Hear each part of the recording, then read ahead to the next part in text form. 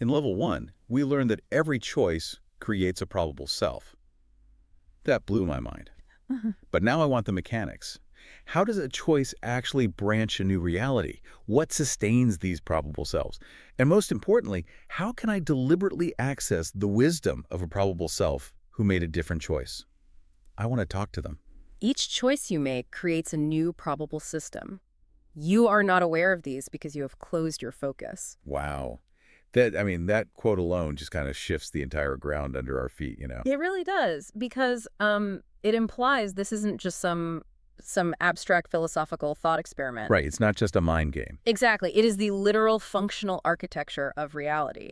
And for you listening right now, well, our mission today is highly specific. Yeah, we're really getting into the weeds today. We are. We are relying strictly on the esoteric texts of Jane Roberts' channeled Seth material. So specifically, we're looking at the unknown reality, Seth speaks, and the nature of personal reality. The heavy hitters. The absolute heavy hitters. And we're going to explore the deep, elegant mechanics behind, the many yous that are running around in these probable systems. Which is just a wild concept to even say out loud. It is, but beyond just understanding the theory, we're actually going to teach you a very specific dialogue technique. Right, a practical application. Yes, to consciously connect with these alternate versions of yourself. Which is an incredible premise to even entertain. Yeah. But I think the biggest hurdle I have, and, I imagine you listening might feel the exact same way, is moving past our deeply ingrained, binary way of looking at choices. Oh, absolutely. The either-or mindset. Right. Like if I decide to turn left instead of right, my brain tells me the right turn it just disappears into the ether. It becomes a non-event, just a ghost of a thought. And that linear bias is entirely natural because, well, your physical senses are designed to validate only one line of action at a time. They act like a filter. Exactly. But in Seth's framework, that assumption completely misrepresents the nature of energy and consciousness. Think about what happens when you are faced with a really significant life choice. You don't just briefly consider it. No, you agonize over it. You project yourself into both futures. You feel the anxiety, the hope, the desire associated with both paths. You're emotionally investing in both of them. Right. And that psychological intent is highly charged electromagnetic energy. So it has actual weight, mass, even, in a non-physical sense. It has immense creative force. And a fundamental rule in Seth's physics is that energy cannot simply evaporate. It has to go somewhere. It has to actualize. Once consciousness generates a highly charged potential, it must take form.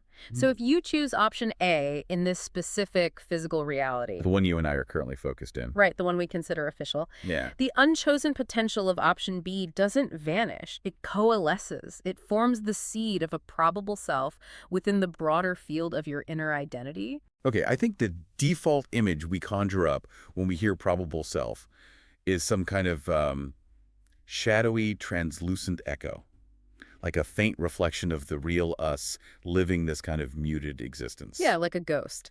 But Seth makes it abundantly clear that this is a total misconception. They aren't ghosts. Not at all.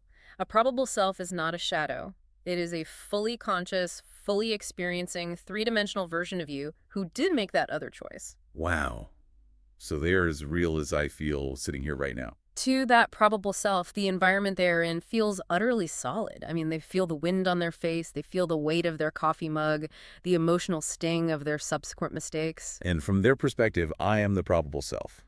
I am the shadow. Exactly. They consider themselves the primary official self living in the primary official reality, and they continue to evolve, to learn, and to make their own subsequent choices. Which means they're building entirely new branches of reality from that point forward. Endless branches. It's a constant process of creation. But wait, if every significant choice creates a fully realized three-dimensional world, the sheer volume of realities would be staggering. How does this not result in total chaotic overload for the human psyche? That's where Seth provides a brilliant structural analogy to help us visualize the organization of all this. He asks us to think of a tree. Okay, a tree. Right. The inner cell, your core multidimensional entity, acts as the trunk and the deep root system of this tree. The various probable selves, including you listening right now, are the branches. Okay, let's push this analogy. The branches are growing in different directions. Some are exposed to harsh winds, maybe going through a major life crisis. Right, a difficult probability. And some are catching maximum sunlight, thriving in a great career path. They look totally different from the outside. Yet, they're all intimately connected to the trunk. They all draw sap, which is the vital animating energy of consciousness, from the exact same source. So the source is shared. Completely. The roots of this tree are planted in what Seth calls non-physical reality, drawing up the nutrients of pure potential. And because you share this root system, you are never fundamentally separate from your probable selves. Even though it feels like we are. The isolation you feel is an illusion created by your focus. So my conscious awareness, the outer ego, as Seth calls it, is essentially zeroed in on my one specific branch. It's looking at my specific leaves, my patch of sky. Yes. Your physical senses, your eyes, your ears, your neurological structure, they're basically stabilizing mechanisms. They act like blinders on a racehorse so you aren't overwhelmed by the infinite sensory data of the entire tree. Because if I saw everything, I wouldn't be able to function. If you perceived every branch at once, you wouldn't be able to make a simple cup of tea. But your inner ego, the deeper part of your identity, is aware of the whole structure. Okay, but if my brain is designed to filter out the rest of the tree, how do I even verify it's there? I mean, are we permanently locked into this single branch until we die? You are not physically trapped, no. You have simply agreed to play by the rules of this specific frequency for the purpose of focused learning. It's a voluntary limitation. Exactly. And you can intentionally relax those boundaries. In fact, Seth points out that we do this naturally every night. When we sleep. When you sleep, the outer ego's rigid grip on reality loosens. The blinders come off.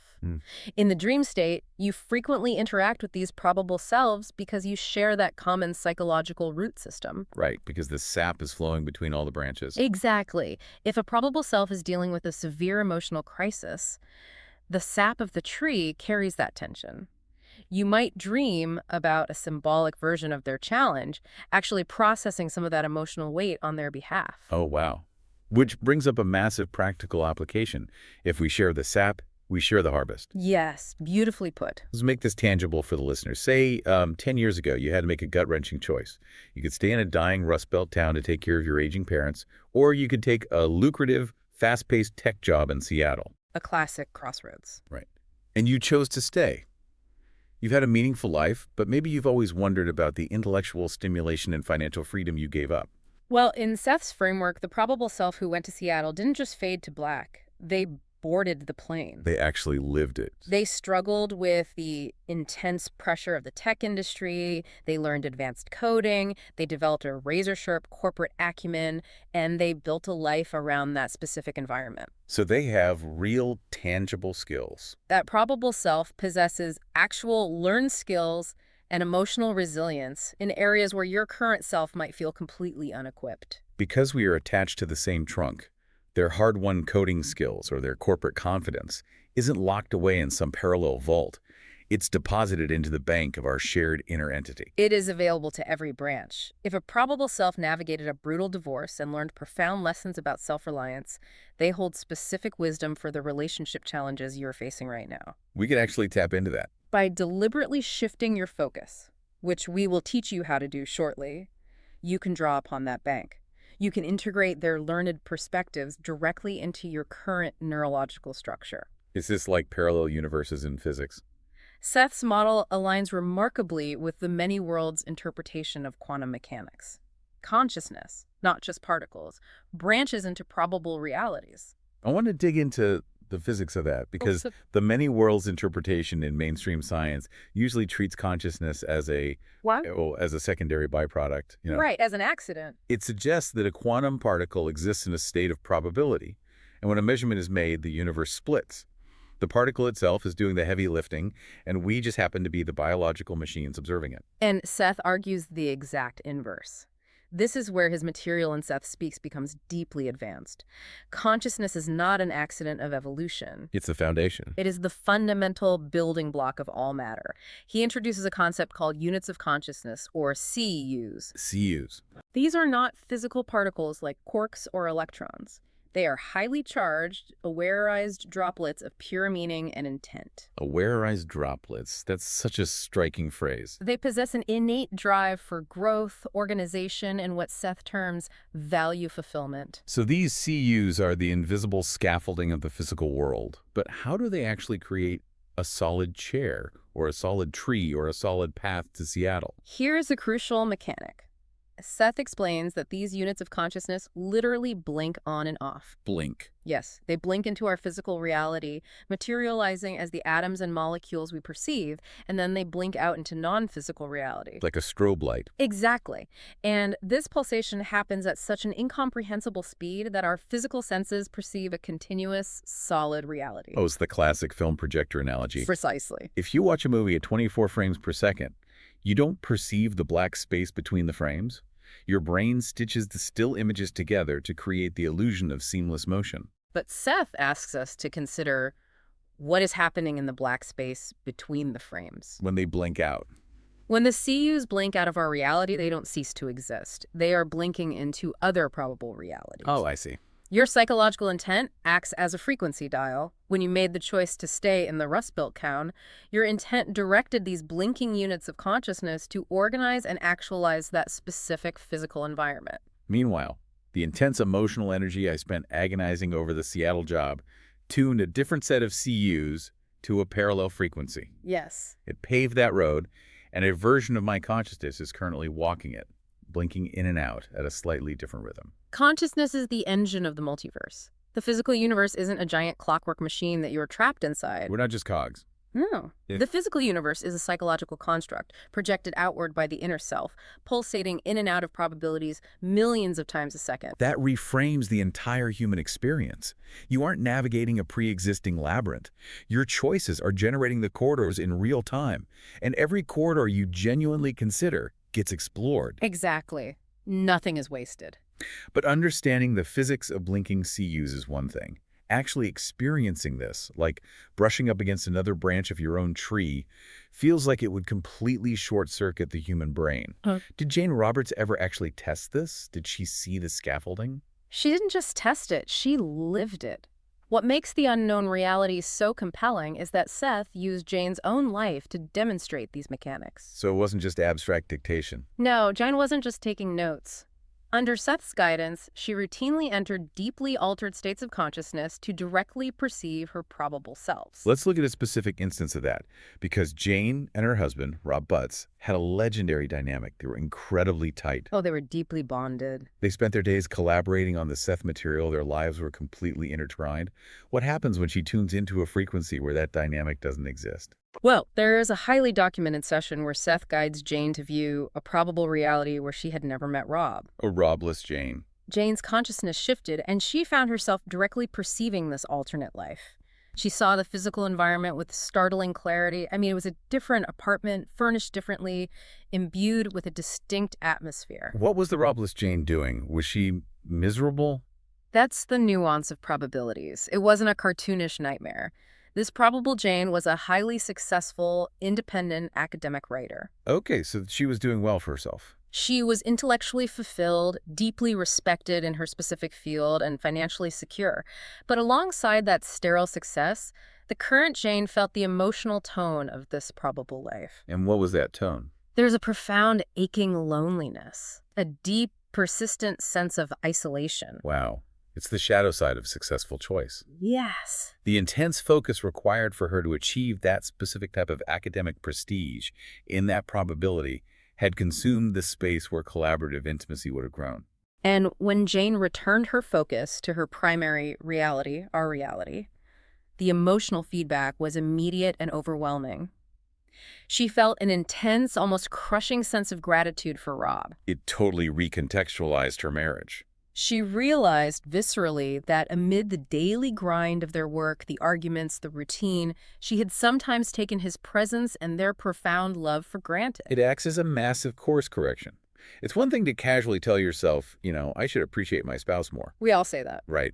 But it's entirely different to psychologically inhabit a life where they don't exist, feel the hollow echo of that empty apartment, and then open your eyes to see them sitting across from you. It changes you at a cellular level. But confronting a lonely academic life is one level of intensity. In the unknown reality, she encounters another probability that carries vastly more weight. Yes. This is a very intense example. During the production of the book, Jane used a photograph taken of herself when she was 3 years old as a focal point. Through Seth's guidance, She tuned into a probable path stemming from that specific time. She accessed a reality where that young Jane had actually contracted a severe illness and died in childhood. Okay, I have to push back here. Exploring probabilities as an intellectual exercise is fascinating. Like, in another life, I'm a famous painter. Great. Sure, it sounds fun. But confronting a reality where you die as a toddler, or where your life is overwhelmingly tragic, that sounds deeply dangerous for the human psyche. If the sap is shared across the branches, how does a listener handle the emotional shock of encountering these tragic alternate lives? Doesn't that invite massive trauma into your current nervous system? That is a very natural fear. I mean, the outer ego is designed to protect its own survival, so the concept of viewing its own destruction is inherently terrifying. It triggers every alarm bell. Exactly. But Seth clarifies this mechanic beautifully. You have to remember the context of the whole tree. These experiences are not designed to frighten the ego. They are designed to expand the soul's awareness. So how did Jane process the reality of her own childhood death without breaking down? Because she was observing it from the safety of her current point of power. When Jane perceived the probable self who had died, she didn't experience the blind terror of death. What did she feel then? Instead, she experienced an incredible influx of awareness regarding the sheer preciousness of her current physical life.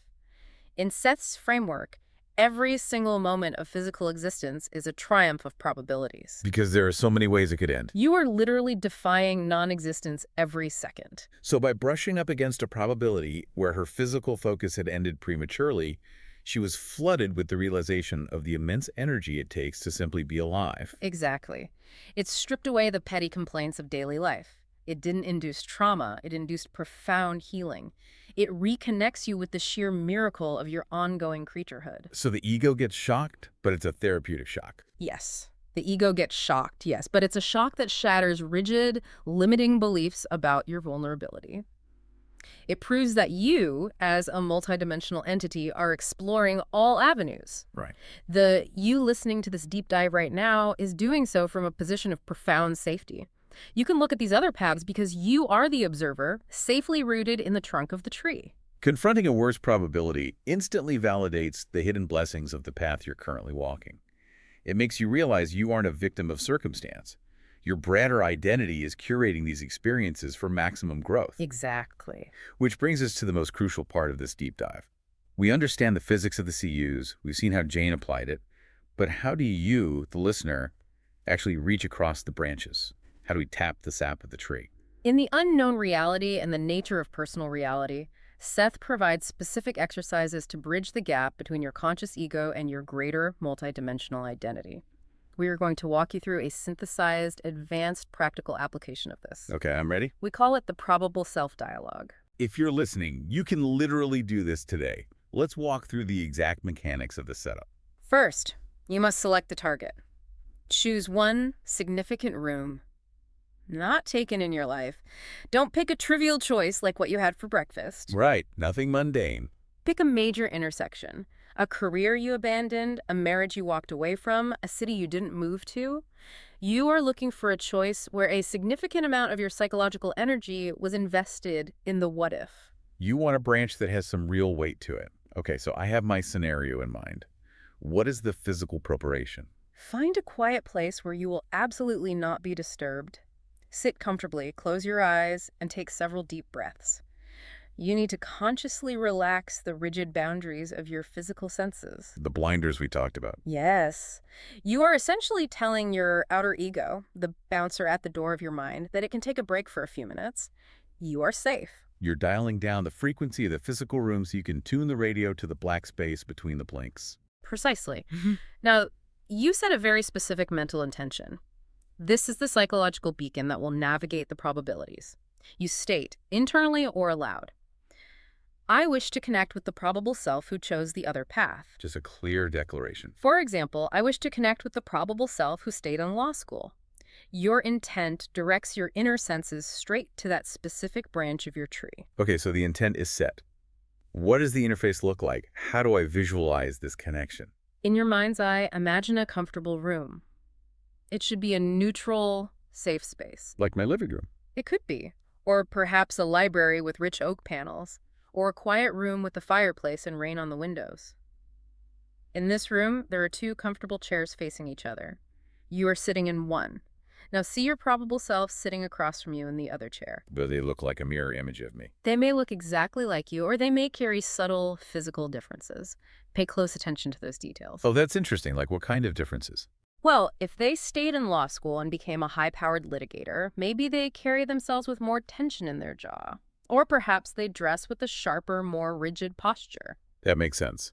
Their physical body reflects their specific probability. Exactly. Let your subconscious fill in these details without your ego forcing the image.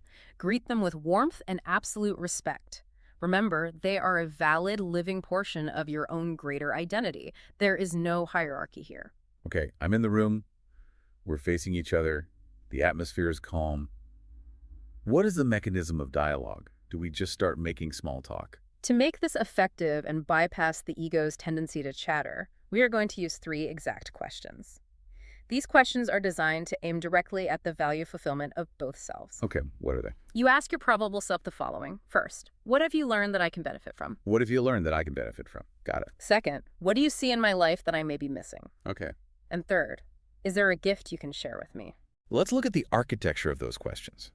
What have you learned that I can benefit from that instantly validates their reality and their struggle? It honors their path. Right. And then, what do you see in my life that I may be missing?